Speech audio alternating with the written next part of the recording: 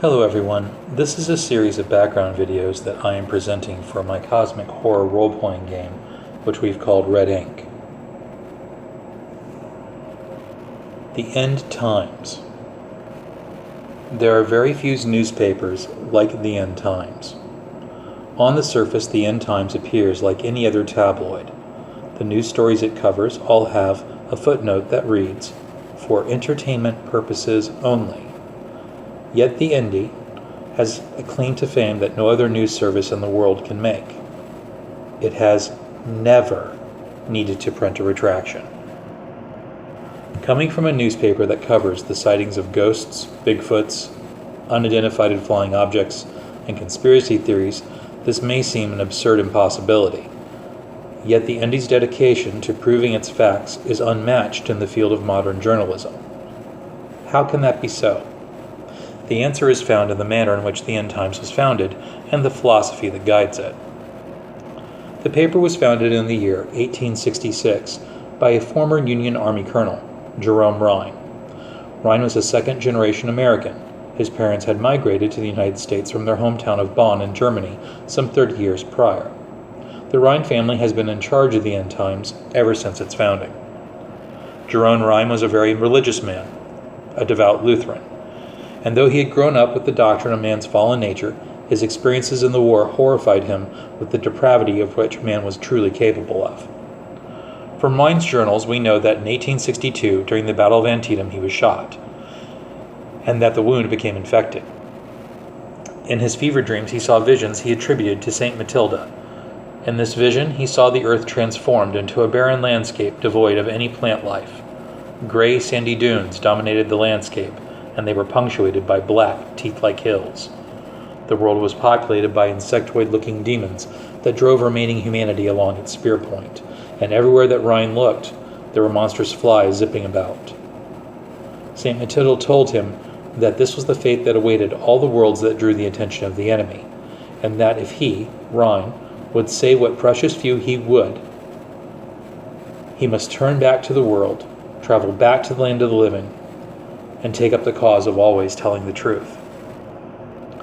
When Rhine recovered from his wounds a month later, he returned to duty and fought with a reported zeal, with a religious tone to it, the likes of which has been compared to a counterpart of his upon the gray side of the battle, namely that of Thomas Stonewall Jackson. The religiosity and zeal of both men is well documented. Rhine never spoke during the conflict of his vision, knowing it would be dismissed as a mere fever dream, nor did he speak of it during his lifetime to many others. We only know of it largely from the journals that he left behind. Since St. Matilda's command to him was to pursue and spread the truth, Rhine made it a point in all of his writings to distinctly define what he could prove that was fact and what was his opinion.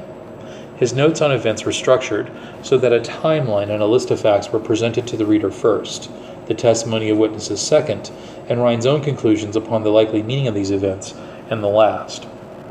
He demanded that all of his employees for the paper adopt this method, and it has become known as the ND writing style.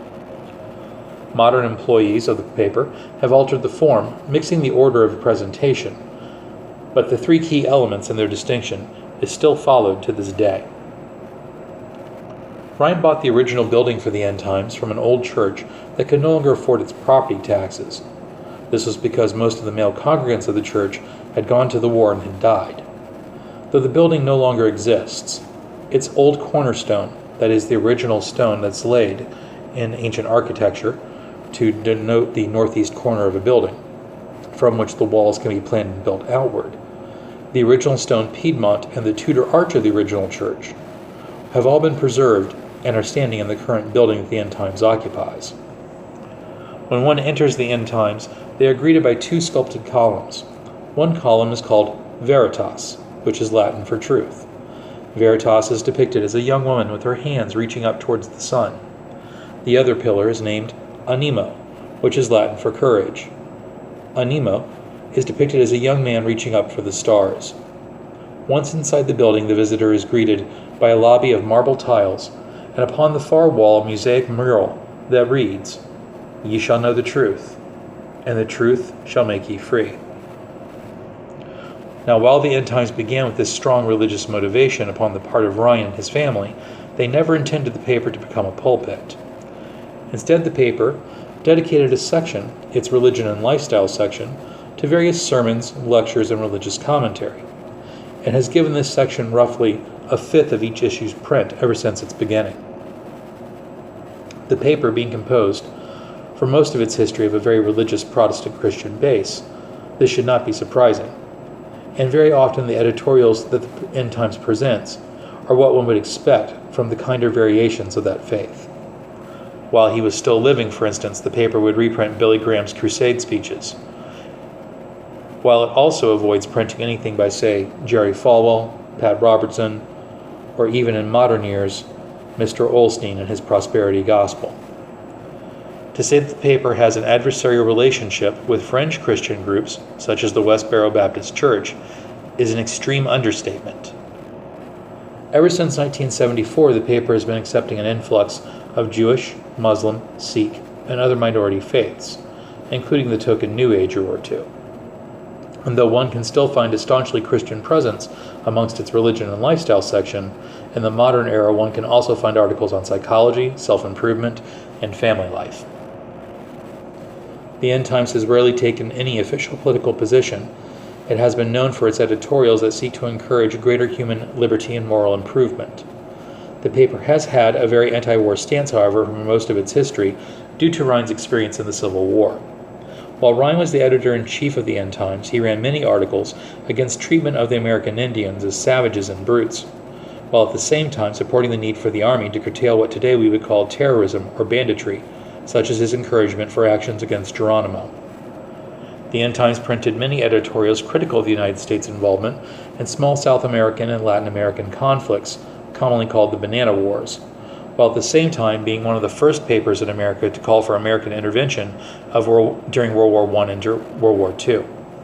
And during the Korean and Vietnam era, the paper supported American attempts to stop the communist threat, as many of the conservative Middle American readers felt that communism was a threat to godliness, while at the same time challenging the notion that the effort was being conducted in an effective or wise manner. Perhaps most famous, though, is that in the modern era, the End Times denoted its political activism towards the saving of refugees from the conflicts raging in the Middle East. These include the conflicts begun by the UN against Iraq, American involvement, and most recently the theater of wars in Iraq, Afghanistan, Syria, and Yemen. No doubt it was the presence of a conflict so close to the Judeo-Christian Holy Land that inspired the authors of the End Times to pen their pieces. A general consensus that perhaps the world had slipped into a pre-rapture era because of these conflicts was prevalent among Protestant Christianity at the time, though since this has begun to decline. The phenomenon has begun to recede roughly since 2010. Many of the concerns for a horrible future that the End Times was predicting were not based in the racism that other liberal and progressive news outlets claimed of the End Times, nor necessarily these claims based out of xenophobia or the rhetorical children of religious bigotry. The End Times is one of the few newspapers, for instance, willing to run stories of the atrocities of war and tyranny that escaped out of the Middle East that the larger media outlets would ignore, and it suffered for this in the court of public opinion from its liberal and progressive-dominated persecutors. The New York Times, for instance, had formerly run articles mocking the End Times, but now it ran articles accusing them of racism, warmongering, and being part of white supremacy. The End Times countered with historical proof of its contributors to the paper, such as those of Reverend Martin Luther King Jr., Abraham Joshua Herschel, and the modern Muslim reformer Zuhdi Jasser. And it did this to blunt the Grey Lady's attack and show it as being baseless. But since late 2008, there has been a constant snipping of op-ed pieces between the two outlets at one another, and to a lesser extent, a lesser editorial snarky war has been waged against the New York Post and the Wall Street Journal from the trenches of the End Times. With these later two news agencies, the rivalry comes from the fact that the End Times' willingness to print predictions from experts that the Post and the Wall Street Journal consider to be spurious have turned out often to be true. Specifically, the End Times gave a weekly column to an economist, Wade Gerter, who predicted the world economic recession, the fall of the Soviet Union, and recently the European economic problems and the devaluing of the euro. So why, with a record of accuracy, a dedication to truth, and being dedicated to human improvement, is the end times constantly mocked by its rivals? The answer has to do with spiritualism. Marcus Rhine, after his religious vision, became heavily interested in spiritualism. Though he never advocated today what we would call a New Age movement publicly, it is well known that he would have various occult experts in spiritual matters visit him at his home. He was also willing to let the End Times be a publisher for information on folklore and legends, as well as quack medical advice and pseudoscience. This tradition has continued into the modern era for the End Times, with the paper reporting on probable or interesting possibilities of new spurious scientific or medical research. It has not helped that the End Times has also in the past teamed up with many parapsychologists to release materials and their books about the paranormal. For instance, when the pyramid power phenomenon became a fad in the late 1970s, that fad running into the 1980s, the End Times not only printed interviews with people interested in pyramid power and contributors to the field of developing pyramid power, but it also ran official, in quotes, parapsychological studies of the phenomenon. In the mid-1980s, there were many sightings of a creature commonly known as Bigfoot in Manitoba, and the End Times sent news crews to cover that as well. With the rise of the New Age movements and mystical branches of monotheism, the Times has also printed long-running columns upon yoga and the scientific benefits of meditation, as well as host articles by religious scholars that posit the case that most of the world's religions share this form of practice, this deep meditation and prayer. The willingness to entertain pseudoscience and speculative religious thought has caused most of the public, particularly the educated classes, to view the End Time as nothing more than a mere tabloid. Jerome Rhine would not have given this dismissal any concern. His vision told him to reach out to those that would hear, and undoubtedly the End Times still does that. The current CEO is Marcus Rhine, Jerome's direct descendant.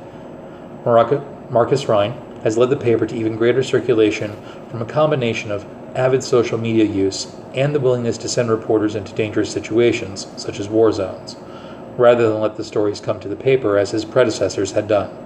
And though the End Times now only prints on demand, it still seeks to relay the truth, no matter how disturbing or fanciful that may seem.